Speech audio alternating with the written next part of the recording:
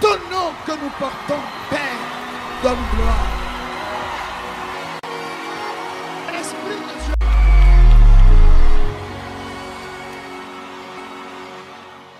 Seigneur, Seigneur, notre Dieu, nous voulons te dire merci pour ce moment que tu nous donnes de passer dans ta présence. Il est écrit qu'une heure passée dans tes parvis vaut 1000 passées ailleurs. Nous voulons juste te dire merci. Juste te dire merci pour la rencontre de ce matin. Et nous voulons te confier ta parole que nous voulons écouter.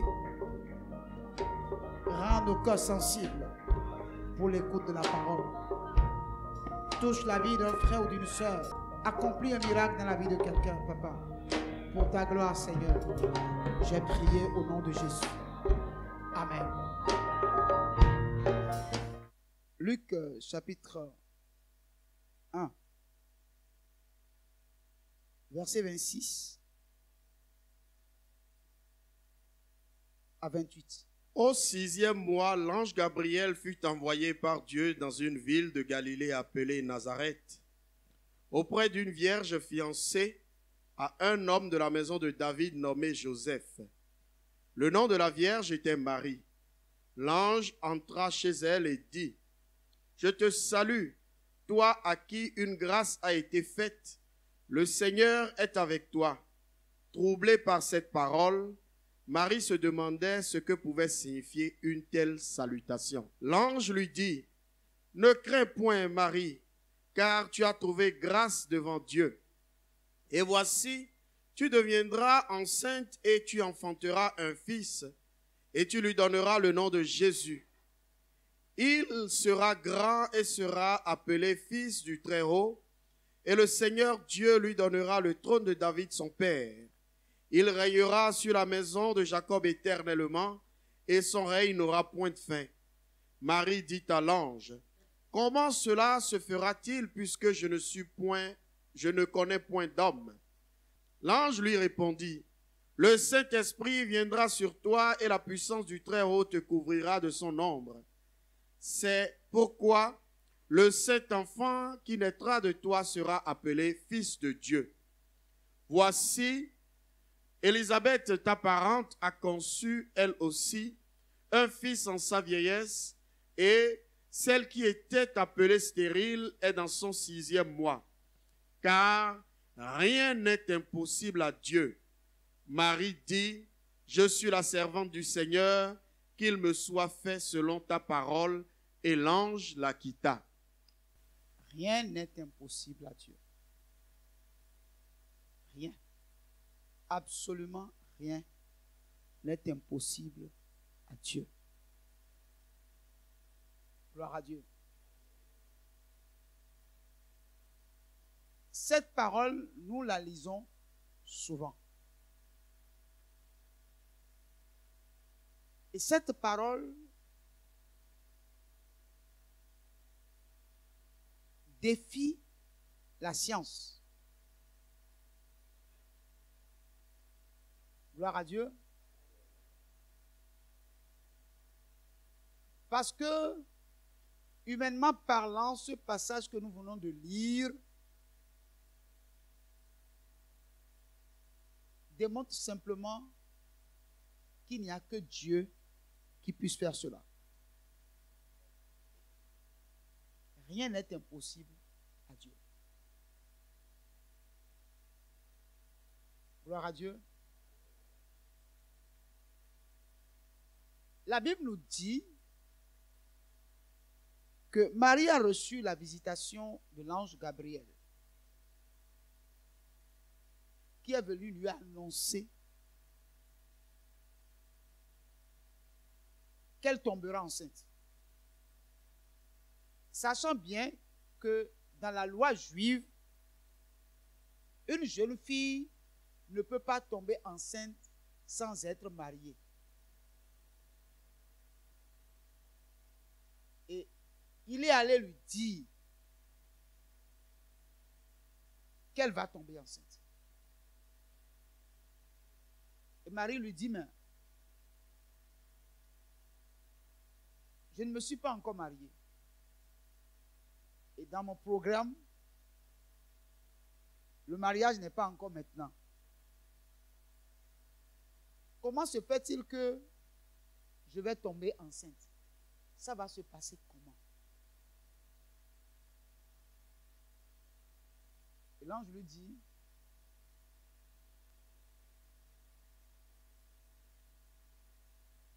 le Saint-Esprit viendra sur toi et la puissance du Très-Haut te couvrira de son ombre. C'est pourquoi le Saint-Enfant qui naîtra de toi sera appelé Fils de Dieu. Et elle a ajouté, car rien n'est impossible à Dieu. Alléluia.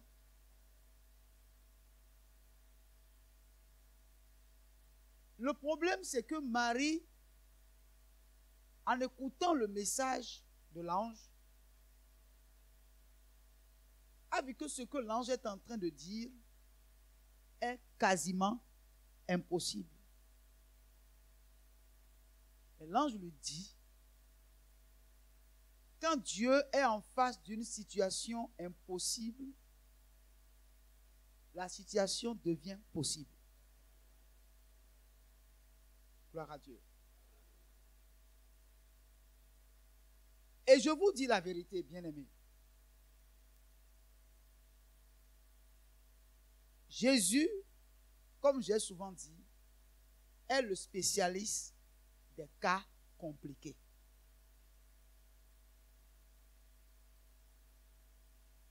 Alléluia. Marie est tombée aussitôt enceinte quand elle a dit, je suis la servante du Seigneur, qu'il me soit fait selon ta parole. Aussitôt, elle est tombée enceinte. Elle n'a pas quitté les lieux avant de concevoir. Elle n'a pas quitté les lieux. Puisque la suite de l'histoire nous dit que l'ange lui a dit que Élisabeth, sa parente, qui était stérile, aujourd'hui est enceinte et elle est dans son 6e mois. Et la Bible dit, Marie, de ce fait, a quitté là et s'est rendue directement dans le village d'Élisabeth pour aller constater ce que l'ange lui a dit. Et effectivement, quand elle est arrivée, elle a vu Élisabeth enceinte. Celle qui n'a jamais enfanté. Elle l'a vue enceinte de 6 mois. Tout simplement parce que le même ange est allé rencontrer Zacharie, le mari d'Élisabeth, pour lui dire, pendant qu'il était de service, Dieu a écouté ta prière et ta femme Élisabeth tombera enceinte. Et Zacharie lui dit, ah bon?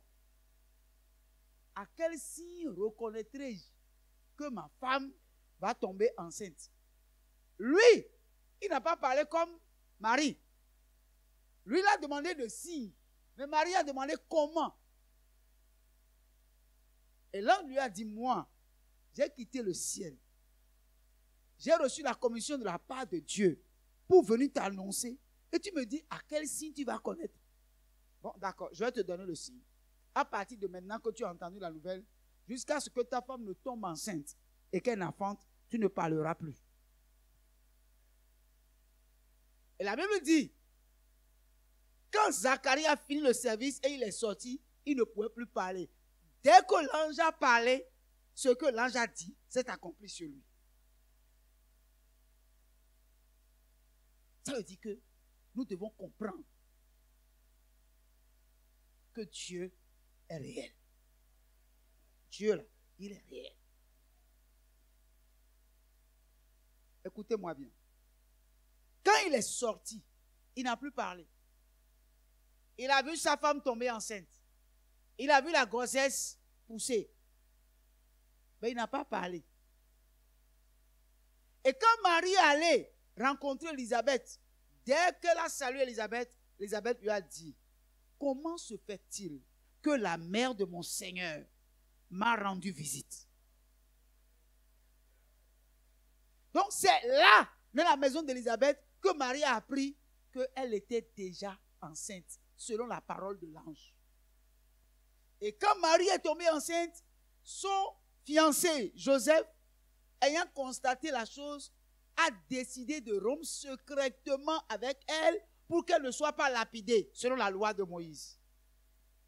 Et pendant que la chose était encore dans son cœur, le même ange est allé le visiter pour lui dire dans le songe, cet enfant qui est dans le ventre de cette fille-là, attention, cet enfant vient de moi. Et Joseph, pour la protéger, l'a pris en même temps en mariage, mais ne l'a point touché jusqu'à ce qu'elle n'accoucha. Gloire à Dieu. Alors, bien aimé, tout ce qui est impossible est du fait de Dieu. C'est Dieu qui se charge de tout ce qui est impossible. Donc, tout ce qui est impossible dans ta vie, là, c'est Dieu qui s'en charge. C'est pourquoi tu as besoin de croire en lui. Tu as besoin de croire que Dieu est celui qui est capable de régler ta situation qui semble être impossible. Et tout ce que Dieu te demande, est-ce que tu crois qu'il est capable de rendre possible ce qui t'est aujourd'hui impossible? Gloire à Dieu. Dans le livre d'Esther, chapitre 5, nous allons lire à partir du verset 9 jusqu'au verset 14, ce qui suit. Aman sortit ce jour-là joyeux et le cœur content. Mais lorsqu'il vit à la porte du roi Mardochée qui ne se levait ni ne se remuait devant lui, il fut rempli de colère contre Mardochée. Il sut néanmoins se contenir et alla chez lui. Puis il envoya chercher ses amis et Zeresh, sa femme. Aman leur parla de la magnificence des richesses, de ses richesses, du nombre de ses fils, de tout ce qu'avait fait le roi pour l'élever en dignité, et du rang qu'il lui avait donné au-dessus des chefs et des serviteurs du roi. Et il ajouta, « Je suis même le seul que la reine Esther ait admis avec le roi au festin qu'elle a fait. Et je suis encore invité pour demain chez elle avec le roi. Mais tout cela n'est d'aucun prix pour moi, aussi longtemps que je verrai Mardochée le Juif assis à la porte du roi. » Zeresh, sa femme, et tous ses amis lui dirent, « Qu'on prépare du bois, rôde 50 coudées, et demain matin demande au roi qu'on y pende Mardochée, puis tu iras joyeux au festin avec le roi. » Cet avis plut à Aman, et il fit préparer le bois. Amen. Bien-aimés frères, la Bible déclare ici que Aman était l'homme le plus proche du roi. Alléluia. Et il était l'ennemi des Juifs, n'est-ce pas? Et il voulait que le roi prenne un décret pour tuer tout le peuple juif qui était sur leur territoire. Gloire à Dieu. Et Esther, la femme du roi, étant juive, a entendu ce que Aman voulait faire. Et Esther a organisé un festin en l'honneur du roi mais demandant spécialement que Aman soit au festin. Et Aman était content de ce qu'il a été invité à un festin spécial chez le roi. Le jour où il a appris la nouvelle qu'il a été invité par Esther, la reine, pendant qu'il sortait du palais, Mardoché, l'oncle de Esther, était à la porte. Or, quand Aman sort, tous ceux qui étaient là devaient se lever et s'incliner. Mais Mardoché étant un juif, c'est que la loi juive ne lui permet pas de se lever ni de s'incliner devant un homme. Et le jour-là spécialement, quand il est sorti, il a constaté que Aman était là et que Aman ne s'était pas levé, Aman ne s'était pas incliné. Il était fâché. Et quand il est rentré à la maison, il a appelé ses amis, il a appelé sa femme, il a vanté toute sa richesse, tout ce qu'il avait, tout ce qu'il possédait. Mais il dit vraiment, malgré tout ce que j'ai là, il y a quelque chose que je veux vraiment. Je veux que Mardoché meure. Parce que tant qu'il ne mourra pas, je n'aurai pas la paix du cœur. Parce qu'il ne me respecte pas. Il ne respecte pas mon autorité. Il ne respecte pas le poste que j'occupe. C'est un pauvre juif.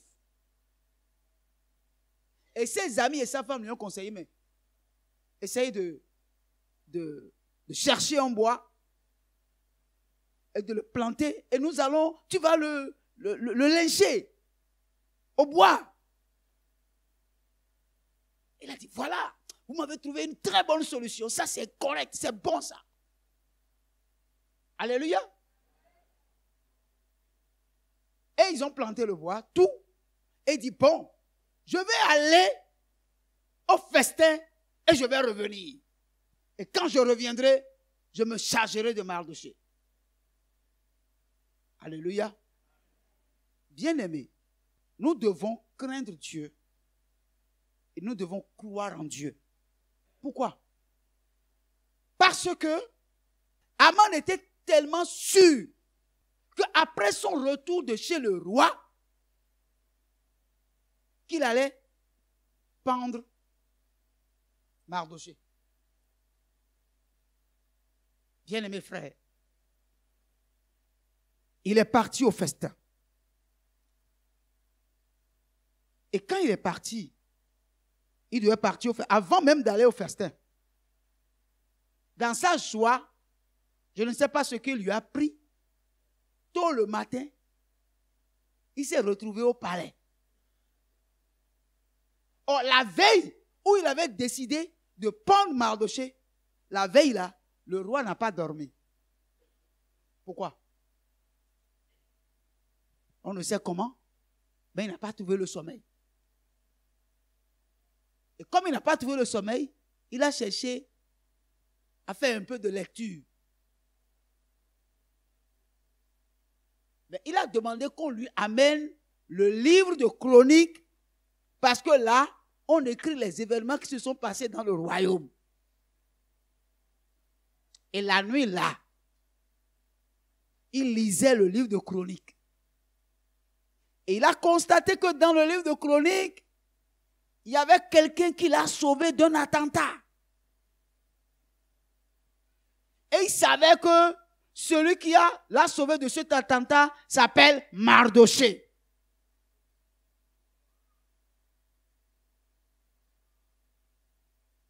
Et il a constaté que on n'a pas marqué une récompense devant le nom. Donc, il a réfléchi sur ça toute la nuit et il n'a pas dormi jusqu'au matin. Et le matin, il entend le bruit des pas de quelqu'un. Et il a envoyé demander, mais qui est celui qui marche sur la cour? On a dit, c'est ton premier ministre, Aman, qui est en train de marcher. Il dit, faites-le appeler, qu'il vienne dans mon bureau pour que j'ai une discussion avec lui. Et le roi lui dit, Mardoché, Aman plutôt, attends. Si le roi veut honorer quelqu'un, toi tu es un bon conseiller. Qu'est-ce que le roi peut faire à quelqu'un, à un homme qu'il veut honorer? Il dit, ah bon? Vous voulez honorer quelqu'un? Il dit, oui, je veux honorer quelqu'un. Il dit, bon. Et dans son cœur, il s'est dit, si le roi veut honorer quelqu'un, qui d'autre dans ce royaume le roi va honorer, si ce n'est pas moi? Il dit, bon, voilà le roi. Celui-là, tu dois lui mettre ton anneau royal au doigt. Tu vas le vêtir de tous tes habits royaux. Tu vas le mettre sur ton cheval royal. Et tu vas lui porter tes sandales royales. Et tu vas le mettre sur le cheval. Et la personne la plus importante de ton royaume, tu vas le prendre et c'est lui qui va tenir la corde du cheval pour le faire promener dans toute la ville pour dire voilà comment le roi honore l'homme qu'il aime. Gloire à Dieu. Gloire à Dieu. Gloire à Dieu. C'est Dieu avec crainte et tremblement. Exerce ton cœur à faire le bien et ne jamais avoir la main dans le mal. Car un jour, tes œuvres vont t'amener à la table d'honneur. Le roi lui dit, bon, tout ce que tu viens de dire là, va chercher l'homme qu'on appelle Mardochée et tout ce que tu as dit, tu as fait sur lui comme tu l'as dit, que rien ne manque. Et maintenant, toi, Aman, tu es la personne la plus importante du royaume. Parce qu'après moi là, c'est toi. Tu vas prendre le cheval et tu vas faire monter Mardochée et tu vas le faire promener dans la ville. Et que tout le peuple se mette à genoux à cause de l'homme que j'honore. Il va faire comment? Hein? Il va faire comment? Peut-il refuser? Il ne peut pas refuser. Un jour, ton ennemi sera celui qui va te présenter. Gloire à Dieu. Alors là, c'est-à-dire, la décision est suivie d'un effet immédiat. C'est-à-dire, il ne peut plus quitter la cour. C'est-à-dire, quand le roi parlait là, aussitôt, il doit exécuter. Allez regarder ton cœur. Allez regarder son cœur. Mardochée ne savait rien. Il était tranquille quelque part. Gloire à Dieu. Mardochée n'a pas prié pour demander ça. Hein? Il y a des choses que Dieu fait dans ta vie, pas parce que tu as demandé, parce que Dieu a décidé de le faire. Gloire à Dieu. Tu peux galérer jusqu'à... Mais dans ta galère, attache-toi à Dieu. Même si les gens se moquent de toi, reste tranquille. Accepte ta galère. Un jour, à cause de toi, le roi peut avoir l'insomnie. Il prendra une décision à ton sujet. Et appellera ton ennemi pour lui dire, voilà, je veux que tu fasses ci, je veux que tu fasses ça. Bien-aimé, Aman l'a fait. Dans la douleur. Mais il l'a fait. Parce qu'il s'il ne le faisait pas, on allait le décapiter. Il l'a fait. Et quand il a fait ça, toute la journée, frère. Toute la journée, il a fait ça. Et tout le monde, ça. Il lui voulait que Mardochée se mette à genoux devant lui, non. Mais lui, il a fait mettre à genoux tout le peuple. à Mardoché. Gloire à Dieu. À la fin, il était fatigué, il est rentré. Abattu. Quand il est arrivé à la maison, il a raconté l'histoire à sa femme. Sa femme a dit, si ce monsieur que tu veux pendre là, si ce monsieur que tu veux pendre, c'est lui que tu as pris sur cheval royal pour le faire promener, est-ce que ce n'est pas ta chute qui est en train d'être annoncée? Ah non, sa femme a été un bon conseiller pour son mari. Gloire à Dieu. Aman n'est plus allé chez le roi dans la joie. Il était préoccupé. Mais arrivé chez le roi, frère, c'est pourquoi je veux te dire, rien n'est impossible à Dieu. Dieu peut changer, n'est-ce pas, en un instant le cours des événements dans ta vie. Alléluia. Le jour où Jésus a fait de la boue sur les yeux d'un aveugle, et il lui dit, va te laver dans le réservoir de Siloé. Il est allé se laver dans le réservoir de Siloé. Après ça, le jour-là, il a commencé par voir clairement. Il y a eu un débat entre les gens. Les gens disent, mais le monsieur qui vient là, mais il ressemble à l'aveugle qui demande le monnaie. On leur dit, non, toi aussi tu sais que c'est un aveugle. Ça ne peut pas être lui. Donc les gens se mettent à faire des débats sur sa personne. Et lorsqu'il arrive et que les gens lui posent la question, mais tu ressembles à l'aveugle? Il dit, non, je ne ressemble pas, c'est moi. On dit, ah, comment c'est toi? Comment tu arrives à voir? Il dit, oh, il faut laisser ça. L'homme qu'on appelle Jésus là, il a fait de la boue sur mes yeux. Il m'a dit d'aller me laver dans le réservoir de Siloé. Je suis allé me laver dans le réservoir de Siloé. Et voilà, je vois clairement. Je dis, oh. C'est-à-dire, le changement là, c'est du tac au tac. C'est-à-dire, on dit, mais qu'est-ce qui s'est passé? Le temps qu'on se pose la question, la solution est déjà là. Le miracle est déjà là. On dit, mais qu'est-ce qui se passe? Non, c'est Jésus qui a fait ça. Ce que l'homme ne peut faire dans ta vie, c'est ce que Jésus vient faire. Ce n'est pas le Jésus protestant, évangélique, Jésus catholique. Non. Jésus vrai là. Le Jésus vrai de la Bible là. C'est lui qui fait ça. Ce n'est pas Jésus protestant, évangélique, catholique, qu'est-ce que je sais encore christianiste. Non, c'est le Jésus de la Bible. Il n'a pas changé. La Bible a dit, il est le même hier, le même aujourd'hui et le même éternellement. Ce qu'il a fait hier, il peut le faire aujourd'hui. C'est pourquoi, mon frère, rien n'est impossible à Dieu. Mais la Bible nous dit, pendant qu'ils étaient à table, en train de manger, la reine pose son problème. Et c'est là, à la table, que le roi a su que la reine qui était dans sa chambre était juive. Il ne savait pas. Mais il a pris un décret contre le peuple juif pour tuer tout le peuple juif. S'il doit tuer tout le peuple juif, ça veut dire que sa femme aussi sera tuée. Et quand la reine a parlé, le roi a dit, mais qui a fait ça? Aman était à table. Mais qui a fait ça? Qui a fait ça?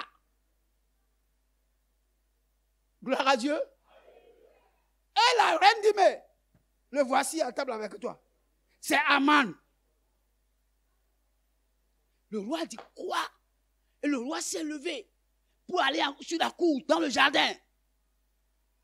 Et Aman a couru pour aller s'approcher de la reine. Et il était en train de demander pardon. Et le roi est rentré. Et la vue sur est en train de... Il dit, quoi? Et tu veux coucher avec ma reine?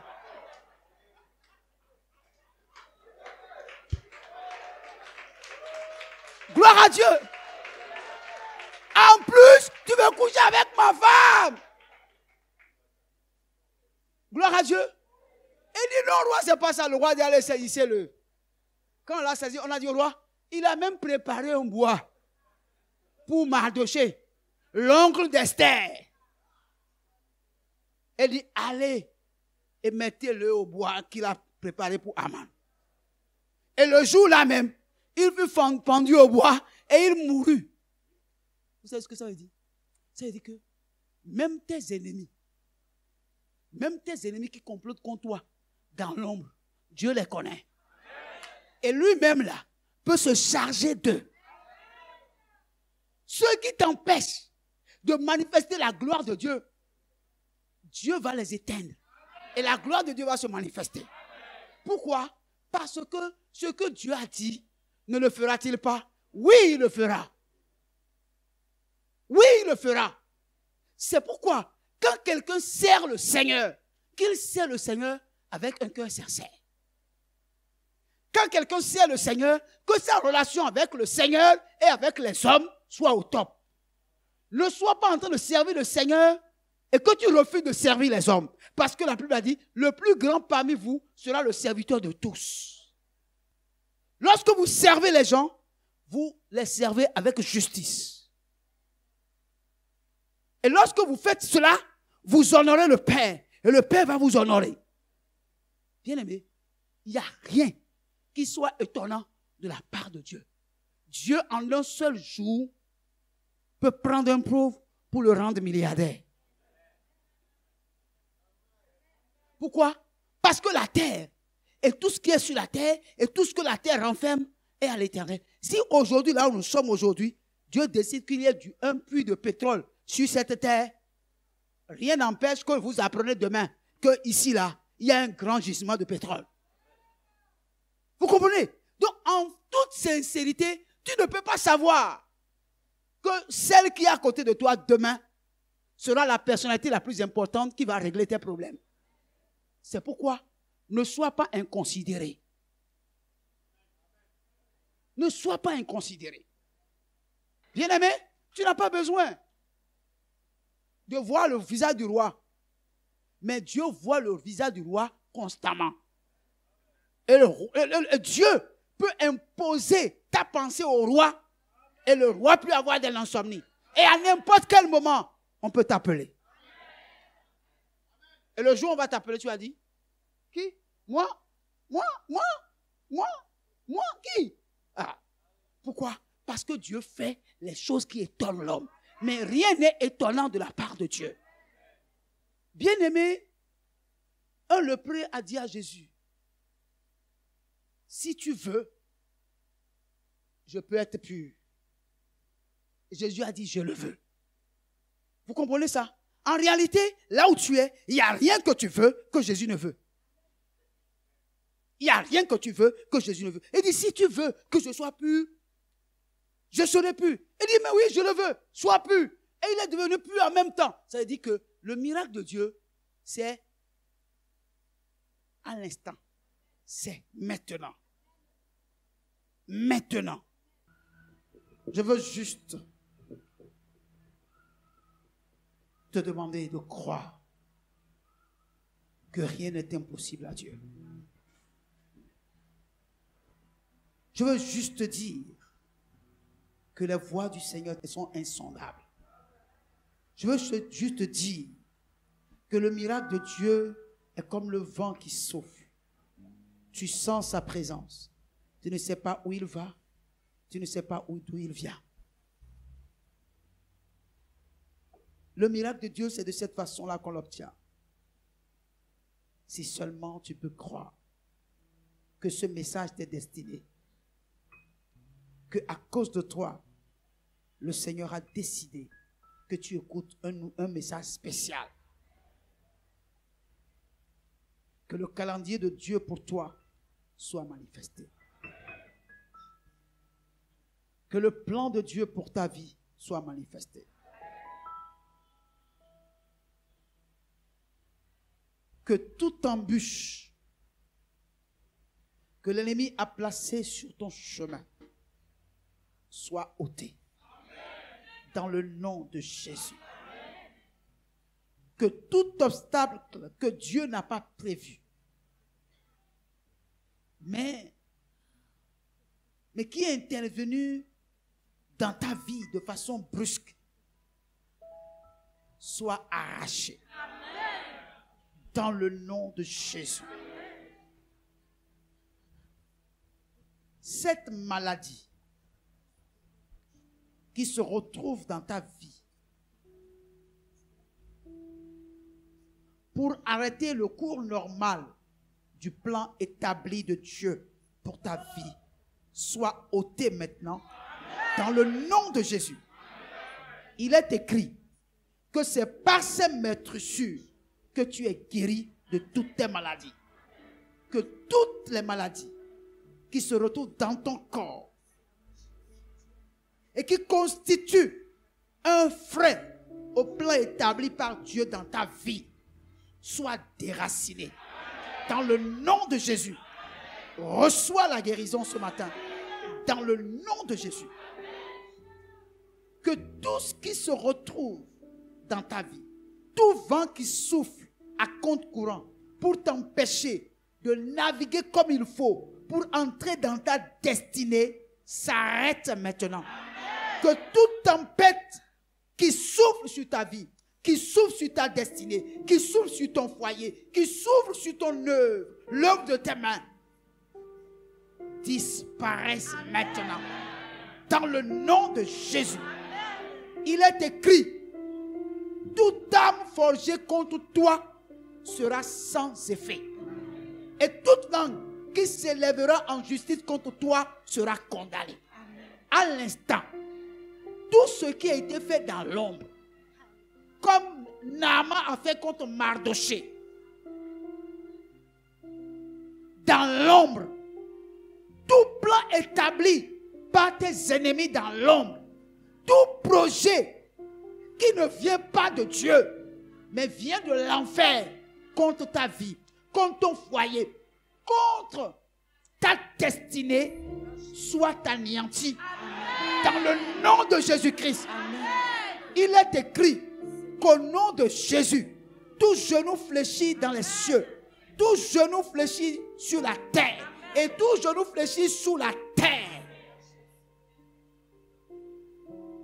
Qu'ils se mettent au nom de Jésus en genoux devant toi. Et qu'ils te disent que ton Dieu est Dieu. Que ton Jésus est puissant. Que ton Jésus est formidable. Que les chaînes par lesquelles ils comptent te tenir captif soient brisées à l'instant dans le nom de Jésus. Que tout ce qui semble être impossible, que Jésus le rend possible dans ta vie, dans le nom de Jésus. Que l'Éternel Dieu suscite un homme, suscite une femme pour régler ta situation, pour régler ton cas. Car le Seigneur a toujours utilisé des hommes. Qu'ils choisissent dans cette nation un homme ou une femme, qu'ils puissent te le faire rencontrer de façon miraculeuse, de façon inattendue, pour que cette situation soit réglée. Dans le nom de Jésus-Christ. À l'instant, que tes ennemis qui sont tapis dans l'ombre, mais qui sont si proches de toi que tu ne peux les connaître, et tu crois qu'ils sont tes amis, que le Seigneur ouvre tes yeux. Qu'ils fassent des faux pas pour que tu les reconnaisses, afin de les éloigner de ton entourage. Dans le nom de Jésus-Christ de Nazareth. Saint-Esprit, je te prie de prendre le contrôle et agis dans la vie de tes enfants. Que les témoignages pleuvent maintenant. Tu es le Dieu de miracles. Je n'ai aucun doute par rapport à ça. Je sais qu'à maintenant, à l'heure actuelle, tu es en train de travailler pour le bien de chacun de tes enfants. Tu sais pour quelle raison tu leur as confié ce message. Que ce message soit l'appui de leur vie. Qu'ils ne l'oublient jamais. Qu'ils se souviennent toujours que rien n'est impossible à toi. Merci, papa.